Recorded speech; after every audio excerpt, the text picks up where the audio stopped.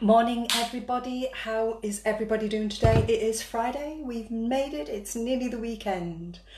So yeah, a busy one for me today, and what I'm actually cooking is I'm actually going to make this Spicentice vegetarian shepherd's pie. Now this is the new range from Spicentice, okay, so they've got a whole vegan range now. And everything, if you want to have a look, have a pop on their website and have a look. On the back, if you want to make this vegan, all of the ingredients are there to do that with, and how to cook it is all down the bottom. And here you have the spice kit. The spice kits make 4 portions. They're ideal for batch cooking and they freeze perfectly well. So here's the thing, okay? I admire anybody who changes their diet to change their lifestyle. I don't care what diet they follow. I don't care, you know, what they do. If they're improving their life, I have huge respect for them. I am not making vegan. I think for me personally, vegan is just a little step too far for me, okay? But what I am going to do is make this vegetarian, okay? And I'm not going to make shepherd's pie because I did a vote last week, I think it was, or the beginning of this week, and everybody said they wanted to see not shepherd's pie but sausage pie. So that is what I'm going to do today. I'm going to do vegetarian sausage pie, okay? And basically what I'm going to do is use my basic recipe for shepherd's pie. But instead of adding mince, I'm going to add these sin-free Linda McCartney sausages. These are sin-free and there is 6 in the box, okay? So that is going to be sort of the substitute meat element. If you don't want to add sausages, you could add Quorn and do like a vegetarian shepherd's pie. Or one of the things that is on the back of the card is actually a tin of chickpeas. Chickpeas are really high in protein. So again, you could add chickpeas, but I'm not going to do that. I'm going to do the vegetarian sausages. So that's where we're heading to with this. And I'll show you how far I have got this morning, because what I'm going to do is I'm not finishing this off today. I'm probably going to finish it off tomorrow, okay? And what I am going to do is I'm going to cook like the sauce bit in the slow cooker. And then I am going to fry off these sausages or grill them or whatever, you know, whichever's the easiest way to do it. And then I'm going to add them to the sauce. Then I will mash some potatoes and add some leeks to the potatoes, top the sausage pie, add a bit of cheese, grill it, and that's how I'm going to do it. So let's get on and show you what I've got so far. I've got some mushrooms, some carrots, I've got a huge red onion, I've got a red wine stock pot, I've got a vegetable stock pot, and I've got some Worcester sauce. Now, forgive me, I am not sure if these things are vegetarian, so you're going to have to take this in the spirit that it is meant within, okay? I haven't had time to research what is truly vegetarian. I think these things are, but I've looked at it, it says fish paste on here. But I mean, some vegetarians eat fish anyway, so I'm a little bit sort of, look, it'll have to do.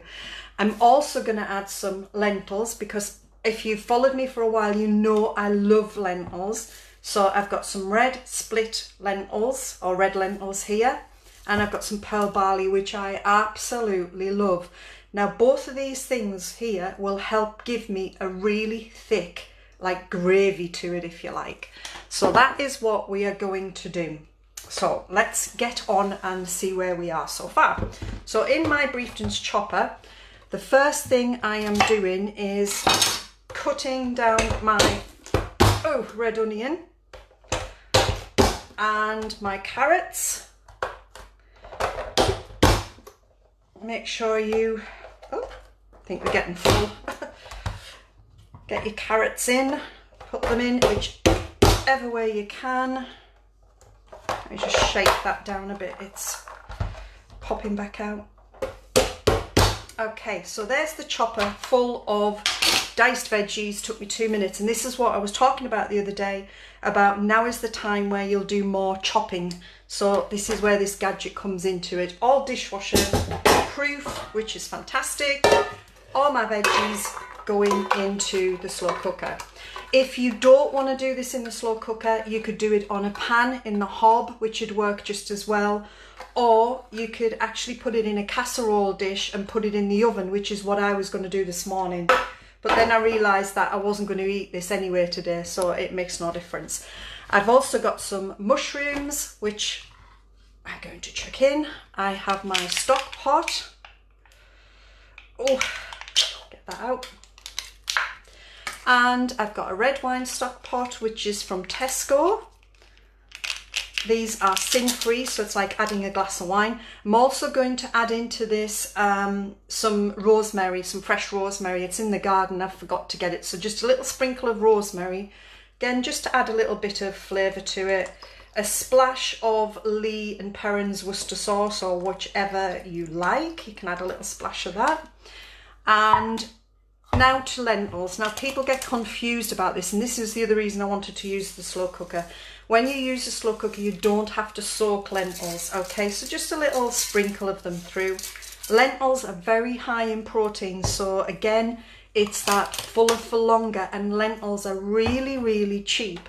So again, if you're trying to feed a family, you know, and your family like pulses and vegetables, it's a great way of bulking a meal out. And again, just a little sprinkle of pearl barley, and all that will cook as the slow cooker goes through. So, and now to the spice packet. Now I have not tried this one before. It's a brand new one. It's Spicentice's brand new range, and all I am going to do is try not to chop my finger off. Pop that in. Let me have a smell of it. Has that got paprika in it? Yeah, paprika, thyme, pepper, chili and rosemary. Yeah, so I was going to add rosemary as well. So in with the spice, and then in here I've got 500 millilitres of water. Now I'm probably not going to use that, because the rule with a slow cooker is to bring the water just under the contents, basically, roughly as a guide. However, today we've got lentils in here, okay? So I am going to add in there,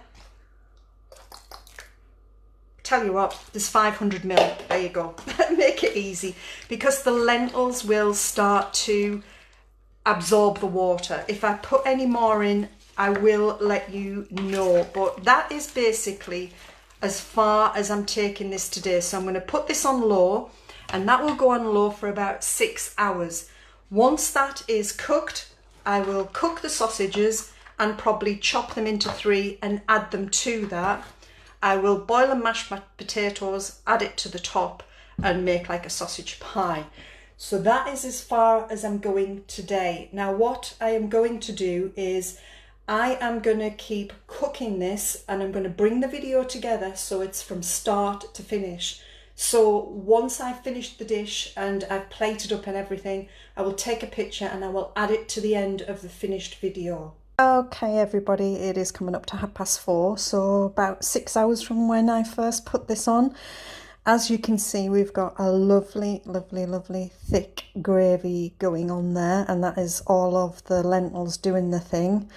The pearl barley is cooked, and you can just see a little bit of, oh, you could anyway, some split lentils there, but basically they've just disappeared into the sauce. So if you've got children and you don't tell them, then they may not know it's there, but you can just sort of see little flecks of the pearl barley here and here.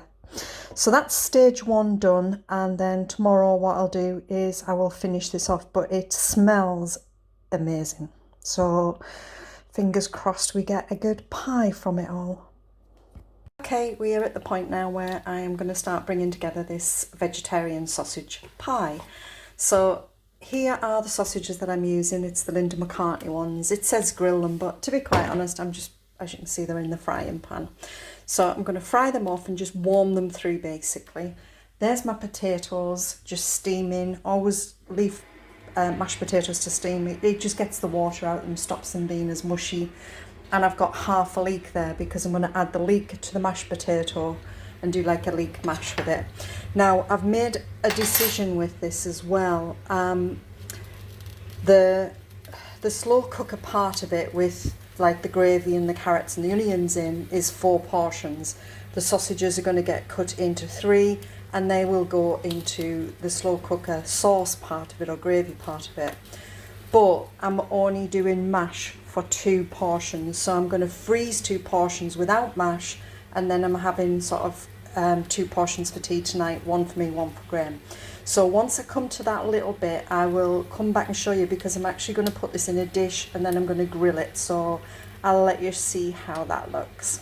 Okay, so here is my dish, obviously, and I've cut up the sausages here. So this here is 2 portions, and what I'm going to do is I am going to top that with leek and potato mash and a sprinkle of cheese on the top. So there's 2 portions there, and there is the other 2 portions in the slow cooker, which I'm going to take out, put in an airtight container and put it in the freezer for another day. So I'm going to get on and do the mash for this. I'm going to fry off these leeks because what I want is some sort of charred burnt bits on them to give lots and lots of flavour. So they're going to go in the frying pan. I'm going to fry them off, then I'm going to mash the potato and add the leeks to the potato.